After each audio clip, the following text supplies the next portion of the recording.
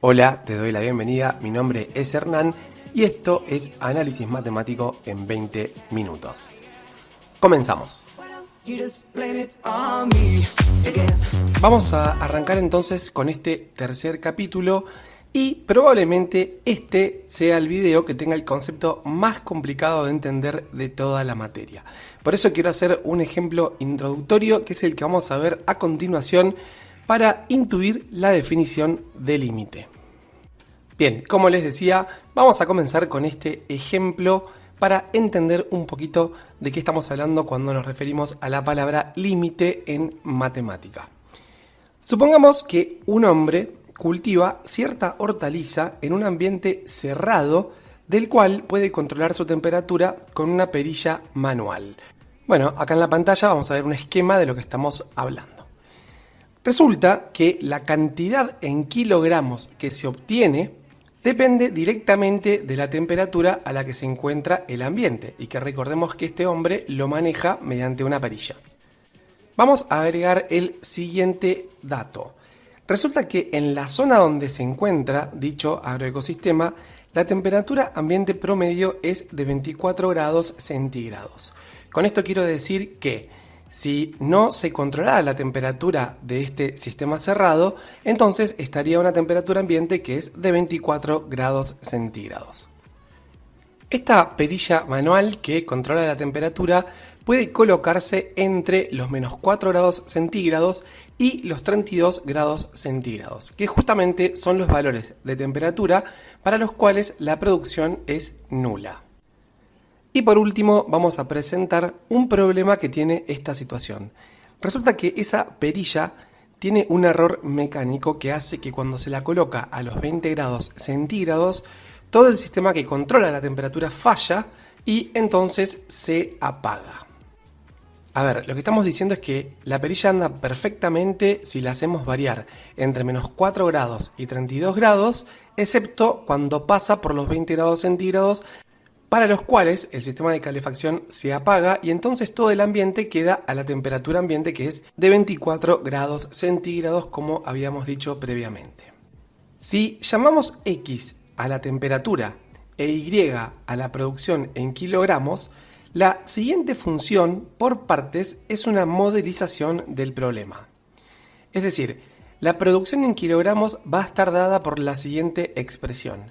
Menos x cuadrado más 28x más 128 para todos aquellos x comprendidos entre menos 4 y 32, incluyendo a estos dos valores, pero simultáneamente distintos de 20. Y va a ser igual a 224 cuando x sea igual a 20. Entonces lo que vamos a hacer es trabajar con esta ley y vamos a resolver algunos puntos que nos pide este problema. En primer lugar, vamos a realizar un gráfico de la situación.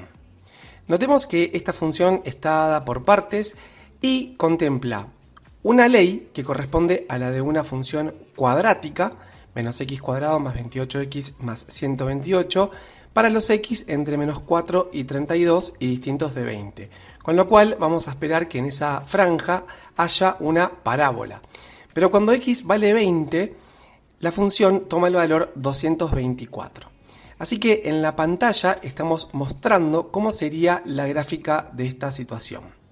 En primer lugar, quiero que noten que el dominio de esta función son todos los valores reales entre menos 4 y 32. Porque por supuesto que para valores menores a menos 4 o mayores que 32 tendríamos producción negativa y claramente esto no tiene sentido para el problema.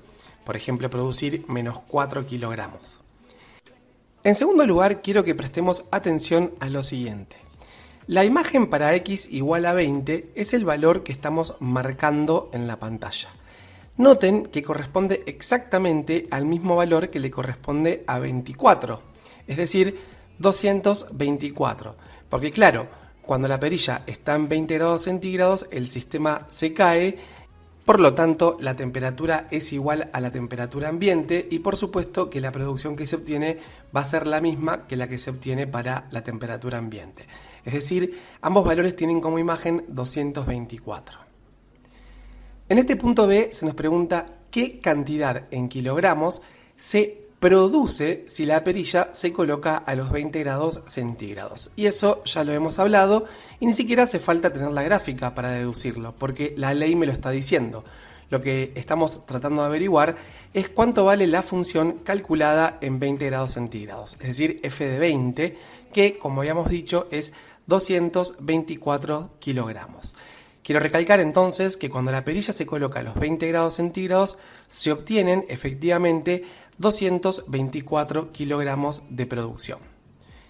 Ahora en cambio veamos lo que pregunta el inciso C, que nos dice ¿qué cantidad en kilogramos se produciría si la perilla se colocara a los 20 grados centígrados pero la misma no tuviera fallas?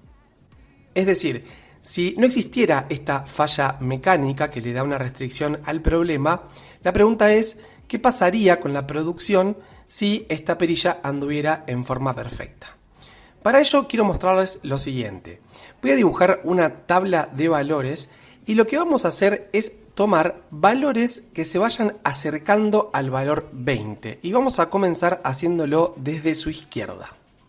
A modo de ejemplo elijo el valor 18 grados centígrados y lo que vamos a hacer es buscar su imagen. Esto por supuesto lo vamos a reemplazar en la ley de la función que corresponda para el valor x igual a 18.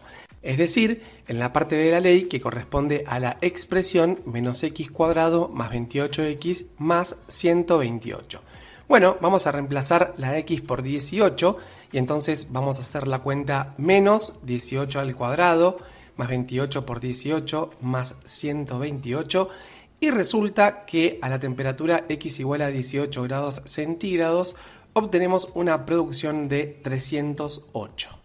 Pero dijimos que vamos a acercarnos al valor 20, con lo cual voy a tomar otro valor que esté un poquito más cerca del valor 20. Entonces voy a escribir el 19. Vamos a hacer exactamente lo mismo, la cuenta que vamos a hacer ahora es menos 19 al cuadrado más 28 por 19 más 128 y obtenemos 299. Ahora me voy a acercar un poco más al valor 20, por ejemplo escribiendo 19,5. Vamos a hacer el mismo trabajo que hicimos anteriormente y llegamos al valor de i igual a 293,75. Pero me podría aún acercar un poco más porque el conjunto de los reales es un conjunto denso, o sea que siempre voy a encontrar un valor que esté más cerca del 20. Así que voy a escribir por ejemplo el 19,9 muy cerca de 20. Vamos a repetir el mismo procedimiento y en este caso voy a obtener 289,19. Finalmente vamos a tomar un valor más, 19,999. Estoy pero por demás de cerca del 20. Vamos a hacer el mismo trabajo reemplazando en la ley de la función y vamos a obtener 288,01. Y por supuesto podría continuar completando esta tabla. Si notan los valores de la segunda columna, es decir, los valores de i, pareciera que el valor que estamos buscando es 288 kilogramos. De hecho, uno podría acercarse aún más. Y podrían notar que se obtienen valores mucho más cercanos al número 288. También podemos hacer lo mismo por la derecha, como estamos mostrando en esta tabla, en la cual he comenzado escribiendo el número x igual a 22, luego me moví al 21, luego a 20,4, 20,1 y 20,001. Observemos los valores de las imágenes, arrancamos en 260, 275, 283,04, 286,79, 287,98 y por supuesto podríamos continuar. Noten también que estos valores se van acercando al número 288. Así que vamos a dar respuesta a esta pregunta C y vamos a decir que el valor que se obtendría de producción en kilogramos es 288. La idea importante de esta situación es que a medida que los valores de x se acercan cada vez más al valor 20, los de y se acercan cada vez más al valor 288. Y esto básicamente es lo que expresa un límite. A ver, lo más importante que tenés que comprender es que a mí no me importa lo que pasa en el punto. Por ejemplo, en este caso, en 20 de x, y vale 224.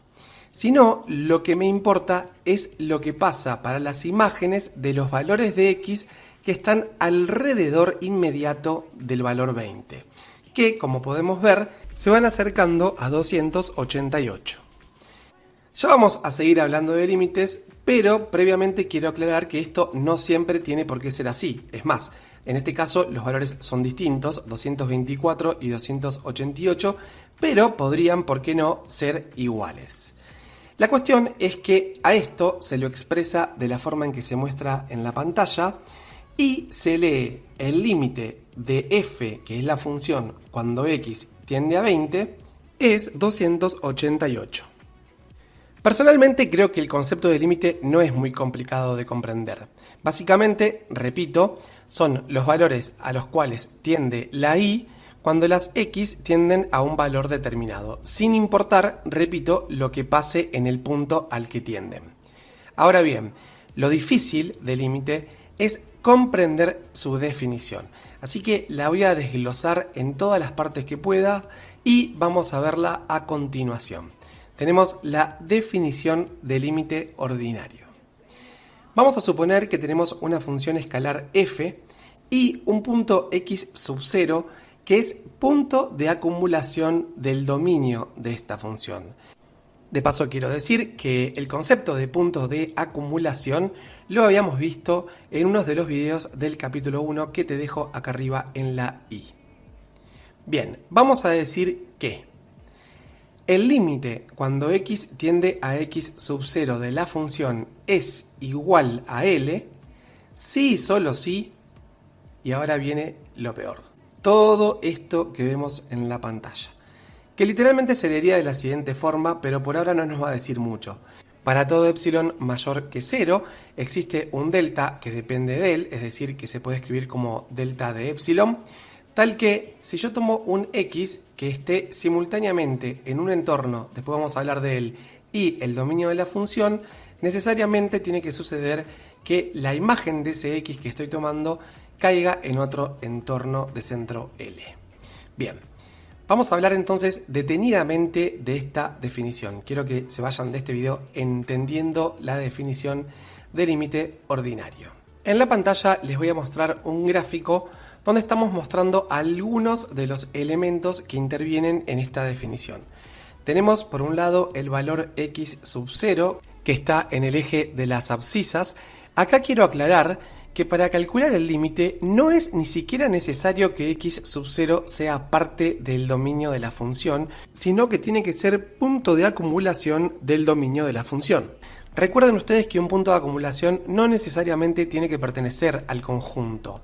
Lo que tiene que suceder, dicho de una manera no matemática, es que yo encuentre valores del conjunto o a la izquierda inmediata de x sub 0 o a la derecha inmediata de x sub 0. Bien, tenemos marcado el valor L, que efectivamente corresponde al límite de la función cuando x tiende a x sub 0, y por allá arriba tenemos la imagen de x sub 0, que para el caso en realidad no importa mucho. Ahí tenemos f de x sub 0, y repito, este f de x sub 0 podría ser inclusive el valor L. Lo que estamos haciendo acá es tomar un caso genérico. Vamos a comenzar marcando el epsilon que aparece en la definición. De hecho, lo que dice la definición es que para todo epsilon mayor que 0. Y entonces voy a pensar lo siguiente. Como me dice para todo epsilon, significa para cualquiera. Por ejemplo, este que estoy tomando acá.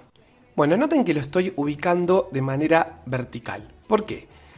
Porque este epsilon me va a servir para armar un entorno vertical sobre el eje Y alrededor del valor L, y este epsilon va a servir justamente como radio de ese entorno.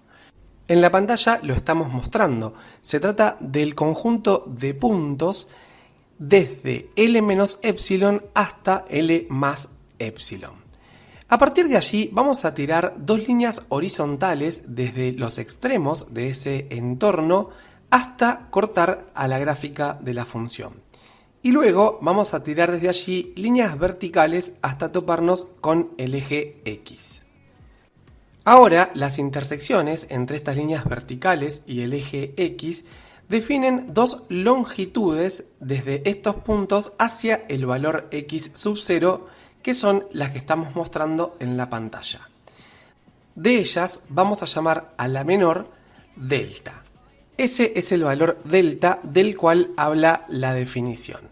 ¿Y para qué me va a servir este valor delta? Me va a servir para armar un entorno reducido que se encuentre ahora sobre el eje X y que tenga centro X sub 0 y radio justamente ese valor delta. Hasta ahí hemos logrado escribir toda la primera parte antes del tal que. Esta es la relación que existe entre el epsilon y el delta que mencionamos en la definición. Una vez que yo planteo el epsilon, noten cómo este define al delta, es decir, que delta depende de ese valor epsilon. Y ahora viene un poco la magia de toda esta cuestión.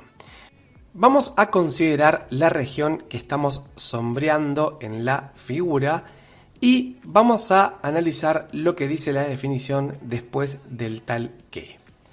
Cada vez que yo tome cualquier X que pertenezca tanto al entorno reducido que está sobre el eje X como al dominio de la función, y esto es muy importante, por ejemplo el que estamos marcando en la pantalla, resulta que la imagen de este X va a caer en el entorno vertical, en el entorno de centro L y radio epsilon.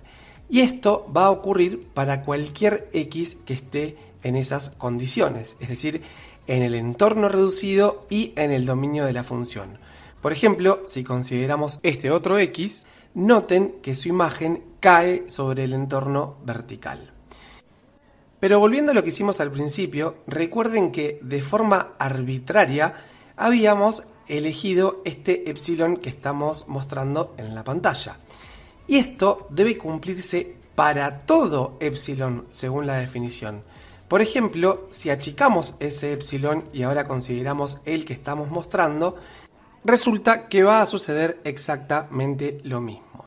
Ese epsilon para el entorno vertical va a definir un delta para el entorno horizontal y vamos a tener esa región ahora en la cual si consideramos un X cualquiera que cumpla que esté en el entorno horizontal y en el dominio de la función, resulta que su imagen va a caer sobre el entorno vertical. Y lo mismo sucede, por ejemplo, si achicamos más aún ese valor epsilon. Noten que nuevamente el valor de X que elegimos del entorno reducido y el dominio de la función tiene imagen en el entorno vertical.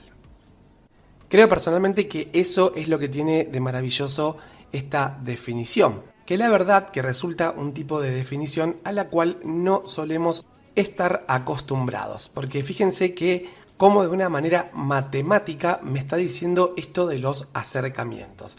Por eso probablemente también sea la definición más difícil de comprender de todo lo que es análisis matemático. Antes de terminar el video quiero decir dos cuestiones más. Es importante analizar por qué un entorno es un entorno ordinario y el otro es un entorno reducido. Esa es una cuestión. Y segundo, ¿cómo puede influir esta cuestión de que X tiene que pertenecer a un entorno reducido y al dominio de la función? Porque no considerar esa cuestión a veces puede traer algunos errores. Esto lo voy a hablar un poco más adelante, pero además acá en la I que aparece arriba de la pantalla te dejo otro video de límite que tengo hecho para el canal en el cual analizo estas dos cuestiones. Te los recomiendo porque el aporte que hace realmente es muy valioso. Con esto terminamos esta primera parte de límite. Recordá suscribirte al canal si no lo estás, me haces un gran favor y me alentás a que siga haciendo este contenido. Nosotros nos vemos en la próxima. Chao.